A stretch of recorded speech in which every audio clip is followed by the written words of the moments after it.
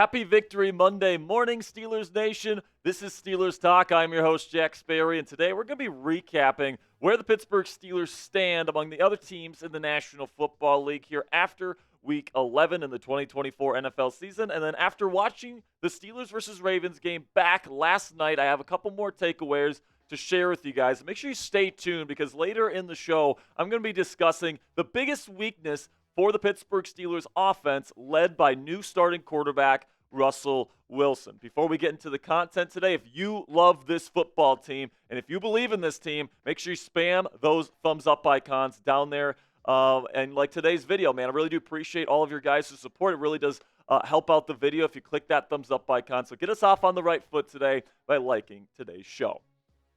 So Week 11 results in the AFC North. Of course, the Steelers ended up beating the Ravens.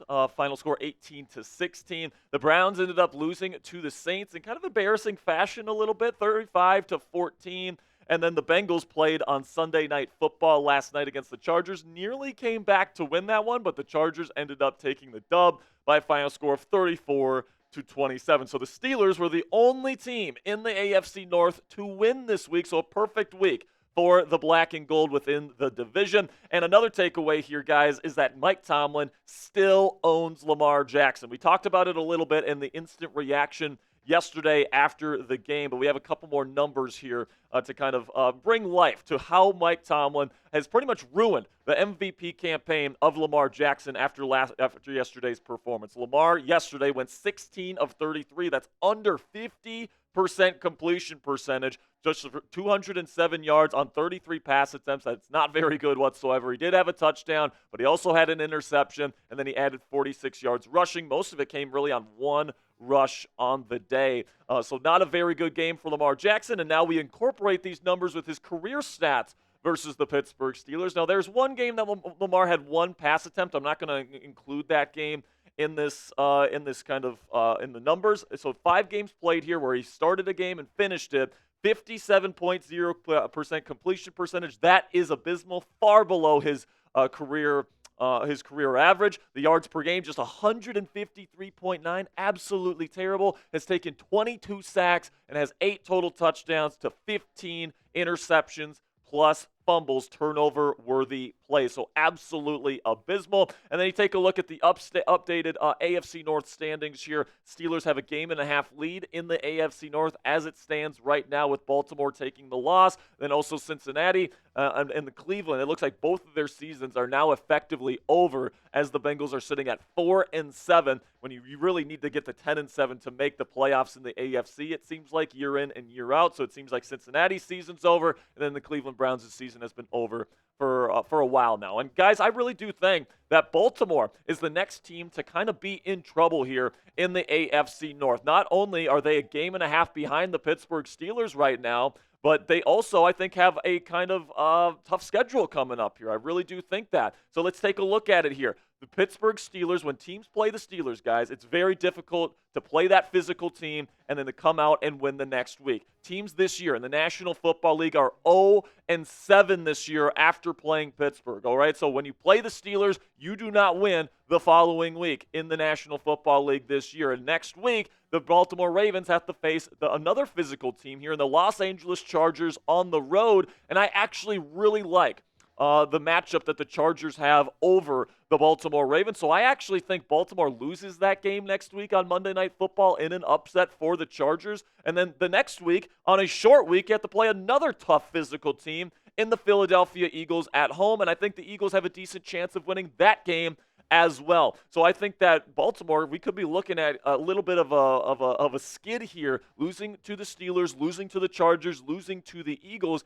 and that would put them, guys, at 7-6. And if the Steelers can beat the Browns and the Bengals here and get to 9-2 or get to 10-2 in these next 2 games, I mean, that would all but lock up the division for the Pittsburgh Steelers. You guys can take a look at the current AFC playoff picture. The Houston Texans do play tonight against the Dallas Cowboys on Monday Night Football. But the Chiefs went down yesterday to the Bills. The Bills currently have a 9-2 record, so they still have the number 2 spot in the AFC. The Steelers currently sitting at 8-2 and with a game-and-a-half lead in the AFC North. So let's take a look here at the updated offensive stats and rankings with Russell Wilson over the last 4 games for the Pittsburgh Steelers offense. So they're currently 6th in points per game. That's still pretty darn good. The yards per play, not quite as good at 20th. The yards per game are still pretty good, though, at 7th overall. Then it goes back down here to 20th in the third down percentage. Then the red zone percentage is actually the biggest weakness with this Steelers offense right now with Russell Wilson.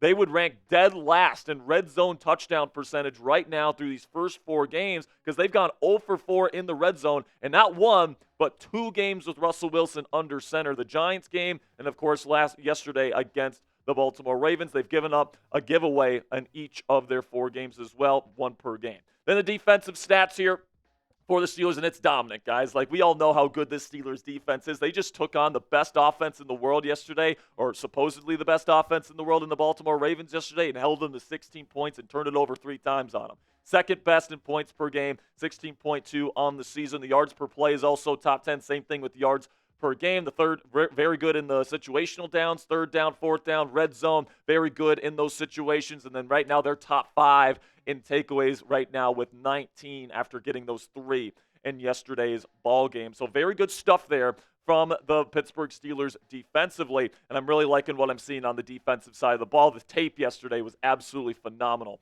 for the Pittsburgh Steelers defense. So coming up here on Steelers Talk, I got more Week 11 takeaways. I got 5 takeaways after watching the game back last night that I want to share with you guys. But before we get into those takeaways, let's have a word from our sponsor here at Mando Whole Body Deodorant. And let me ask you guys a weird question. How do you deodorize your balls? Most people just use soap in the shower or even put some cologne down there. That's got to sting. But after a few hours, the smell starts to fade, and a less desirable smell starts to come up during the day. Lucky for you, our friends at Mando Whole Body Deodorant have come up with the perfect solution with their brand new spray deodorant. It won't irritate your sensitive bits because the first ingredient is water, not alcohol, and it's proven to control odor for 72 hours.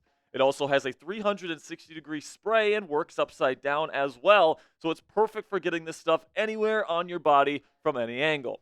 Take advantage of Mando's special offer just for Steelers Talk listeners, which gives new customers $5 off their best-selling starter pack with code CHAT at shopmando.com. And guys, I really recommend the body wash from Mando. I have a full bottle of it at home, but in your starter pack, you can get a kind of a smaller version of their bourbon leather body wash. It keeps you smelling fresh all day long. And honestly, guys, here at Chat Sports, I was always smelling fresh, but some of the other people here definitely weren't.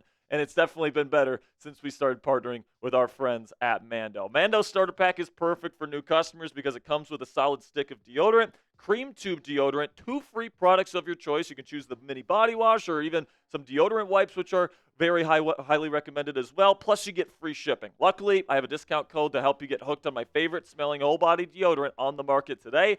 New customers get $5 off a starter pack with our exclusive code. That equates to over 40% off your starter pack when you use code CHAT at shopmando.com. That's shopmando.com. Please support our show and tell them that we sent you. It's time to smell better naked with Mando Whole Body Deodorant today.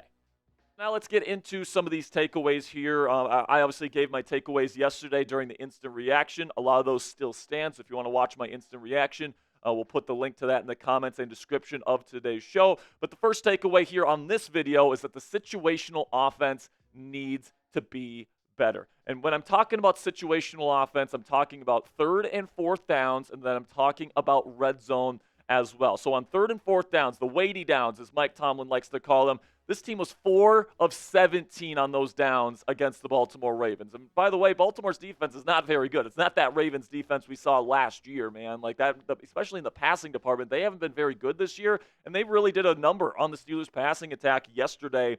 And yesterday on those weighty downs, it was 4 of 17. Not enough execution from Russell Wilson, Arthur Smith, and the rest of the Steelers' weapons to pick up those first downs and move the chains. And in the red zone, it was their second 0 for 4 performance in the red zone in 4 games with Russell Wilson under center. And this has been the biggest weakness for the Pittsburgh Steelers with Russell Wilson under center. And this is something that needs to get better. Now, is it all Russell Wilson's fault? No. Was that interception yesterday a little bit on Darnell Washington not jumping to try and go get the football or at least knock it away?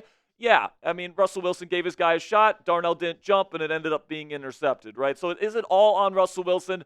No. All right. Do I think that this offense is better generally with Russell Wilson at quarterback? Yes. All right, but the situational offense definitely needs to get better as the weeks go on. Now, if there's a silver lining here, in the 2 games where the Steelers have scored into the red zone, they've been very, very efficient in the red zone. So I'm hoping as we approach Browns and Bengals weeks here in the next 2 games, I'm hoping that this offense can get better in these situational moments. But then sticking with the offense here, I think that the passing offense needs another pitch, okay? And yesterday, the Baltimore Ravens did a really good job taking away the deep passing game for Russ, and that really rattled him a little bit, man. He was holding on the ball for too long, looking for that big play down the field. And right now, the Steelers' passing offense, mostly with Russell Wilson at quarterback, is deep shots, and he's really good at that, right? That's a great pitch that he's got, but then his other pitch is check downs to his guys underneath, right? He doesn't really throw in the intermediate part of the field all that often. And, he did have some shots in the intermediate. He did hit Darnell Washington for a couple of seam shots, which were excellent.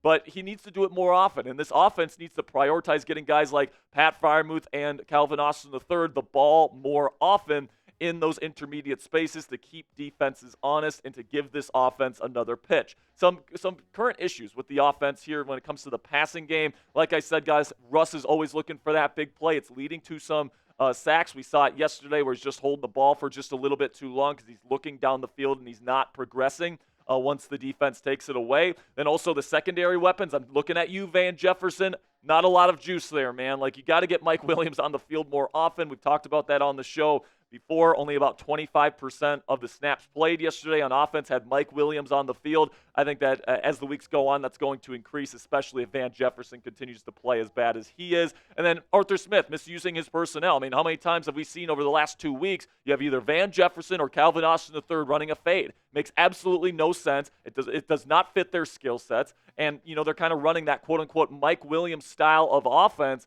without Mike Williams on the field. So it's like either go back to what you were doing before you had Mike Williams, or you were getting Calvin going on some crossers, that sort of stuff, or put Mike Williams in the damn game if you want to run that style of offense, right? It's not that hard. You got to use your personnel in the right ways to give your quarterback and your offense the best chance at success. And you got to use Pat Freiermuth more, man. Like, I think that Fields, one of the things that I liked about Fields is that he did prioritize getting the ball to Muth. He had about 5 targets a game. That's gone down since Russell Wilson has gone in as the starting quarterback of the Pittsburgh Steelers. I can't even remember how many targets he had yesterday, but it wasn't a whole lot. And this is somebody that does get open in the short to intermediate levels. He has a big body that can go up and make tough catches on third down in the intermediate part of the field. This is a weapon that the Steelers paid, and they need to be using more. So I think that Russ, a big thing and a piece of constructive criticism I have for Russ, is you got to use 88 in the passing game more often to keep defenses honest. So fill in the blank for me down there in the comments section. The Steelers have a top blank offense in the NFL right now. I would say they're borderline top 15 with the run game plus the passing attack and the deep passing game that they've gotten going here in the first 4 weeks. But let me know what you guys think down there in the comments section. I want to highlight George Pickens here because he has been absolutely phenomenal once again this season. He is proving time and time again why he is a legitimate number 1 receiving talent in the National Football League this year, and he did it again yesterday. 8 receptions for 89 yards for an average of 11.1 yards per catch. He had that beautiful catch down the sideline on a really nice moon ball from Russ. And, obviously didn't end up in a touchdown, but George Pickens was definitely balling yesterday. He was getting open. He was making tough catches. He had that one catch on a third down, a crucial third down, where Russ kind of put it outside his frame, and he kind of reaches out to get it, and then he gets blasted right at the line of scrimmage and still somehow hangs onto the ball. George Pickens has been by far this team's best weapon all season long, and that continued yesterday. And his connection with Russell Wilson is absolutely legit. Fourth takeaway from watching the game back last night is that Patrick Queen was freaking everywhere again. I mean, Queenie earlier in the season was kind of playing a little hesitant, didn't want to be in the wrong spot, wasn't playing super downhill or aggressive. Now it feels like he's really acclimated himself to this Steelers defensive scheme, and he is flying around. He's looking like an all-pro caliber linebacker, man. He is flying around. He has done his role in stopping Lamar Jackson and Jaden Daniels over these last 2 weeks in terms of rushing threats at the quarterback position have been huge with his sideline-to-sideline speed. He's playing really good in coverage as well, especially when he's the pole runner in Tampa 2. And he also had that massive forced fumble and fumble recovery against his old team yesterday. So good for Patrick Queen. It was also his dad's birthday yesterday. So to get him that forced fumble was a big one So big shout out to Patrick Queen. And then the final takeaway here, we're going to end on a negative note here, and it was a big step backwards for Broderick Jones. Now, we talked about on the show last week how he had been progressively getting better each and every week over the last 3 games, and then yesterday was a pretty big step back for Broderick. He had 3 penalties. Now, one of them was kind of bullshit. It was kind of, it was an offsetting personal foul that really he shouldn't have gotten, in my opinion, but he had a holding call. He had some bad penalties yesterday. Let's just say that. He only had 1 penalty in the 3 weeks prior to this game. He had 3 in this game alone. Then he allowed 5 pressures in this one and gave up a sack. So not a great game for Broderick Jones. It was a regression, in my opinion. But Mike Tomlin, the head coach, is going to stick by his man at right tackle. This is what he had to say in his post-game press conference after the game yesterday. I'm not worried about Broderick struggling. You guys can write all you want. Broderick Jones is playing right tackle for us. He's going to continue to get better. He's a top quality player in terms of his talent. He's a young guy who is experiencing some on-the-job training. He and I will not blink. Keep writing. So Tomlin is standing by his guy, man. I really hope that Tomlin's faith in him pays off. And, heading into this game, it was getting better, right? He allowed 0 pressures and had no penalties against the Washington Commanders. That was a really good game from Broderick. So we've been seeing some good games, and we've been seeing a lot of bad games, if we're being honest, from Broderick Jones. And I sincerely hope that this guy gets better, because that means the Steelers didn't waste a first-round draft pick on him. But last night, or yesterday, I should say, definitely wasn't soothing for that potential prospect. Now, here's the deal, guys. Before we wrap things up here, you're going to hear in the national media this week on ESPN, Fox Sports, all these different channels that said, if the Steelers can beat the Ravens, they're going to be Super Bowl contenders. They're not going to admit to that. They're just not. They're going to make excuses, and they're going to continue to say the Steelers are not Super Bowl contenders, despite beating the best offense in football yesterday and pretty much ending Lamar Jackson's campaign for NFL MVP. And this is what the new excuse is going to be, guys. And we talked a little bit about it on today's show. It's going to be that Russ isn't good enough and the offense isn't good enough to beat teams like the Kansas City Chiefs, to beat teams like the Buffalo Bills, to beat teams like the Philadelphia Eagles, to beat teams like the Detroit Lions in order to win a Super Bowl. But you know what? I'm going to call bullshit on that on the national media right now. This defense, and the reason why I'm going to call bullshit on that is because this Steelers team can beat you in so many different ways. In Washington, the offense led a 4th quarter comeback so they can beat you with offense. This game, they locked down the best offense in the game heading into the week, so they can beat you on defense. They have the most impact plays on special teams this year, and maybe the best kicker in football in Chris Boswell, so they can beat you on special teams. This is a complete team that is well coached by one of the best head coaches in the National Football League, in Mike Tomlin, who, by the way, is 1 win away from his 18th consecutive non-losing season. And I think they're going to beat the Browns on Thursday Night Football, so we're right on the doorstep of that. And, I think that this is one of the more complete teams in the National Football League. And these people in the national media, as far as I'm concerned, can keep doubting. Dan Orlovsky, Cam Newton, all these different people that keep saying that the Steelers are frauds and that they're not going to win a Super Bowl this year. They might not win a Super Bowl, but I'm here to tell you guys right now that this team is capable of doing just that, especially if the offense can get better on situational downs and in the red zone. I think that this team's going to be extremely dangerous come January, and they might even be playing a football game in February in New Orleans. So what say you guys? Let me know down there in the comments section. Percent chance the Steelers win a playoff game this season with Russell Wilson at quarterback. Scale it from a scale of 0, meaning no chance whatsoever they win a playoff game, to 100, meaning they are 100% for sure going to win a playoff game this year. Let me know what you guys are thinking down there in the comments. Make sure you guys click that subscribe button if you haven't already. We will be going live later today. Me and Coop will be going live at 5:30 p.m. Eastern to give you more updates here. Mike Tomlin is going to take the podium today in preparation for Thursday Night Football. So if we get any injury updates on Keanu Benson, if the All-22 comes out, I'll take a look at that and give you guys more takeaways from this game. I'm particularly interested to see how Russell Wilson did in the coverages Baltimore did to take away the deep passing game for Pittsburgh in this one. Got a lot of stuff to talk about later. We'll also preview Thursday Night Football versus the Cleveland Browns on Steelers Talk Live later, guys. So you don't want to miss that stuff. So make sure you click that subscribe button and join us at 5:30 p.m.